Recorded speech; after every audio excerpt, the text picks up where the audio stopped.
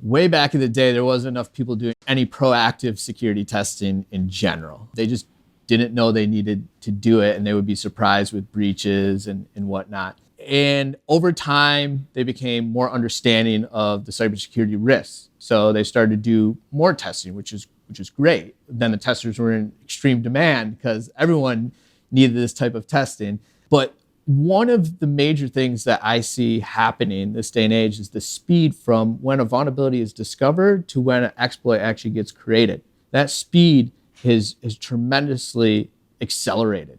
So, for example, on Twitter or X, I could see an exploit posted, and it used to be days or weeks before you would see that being used by real-world attackers at scale. Now it's minutes. So the speed of execution is much faster. What does that mean for a business? That means you just can't sit back. You need to test for these things as soon as possible to answer the question, am I vulnerable? Is this something that is breach worthy?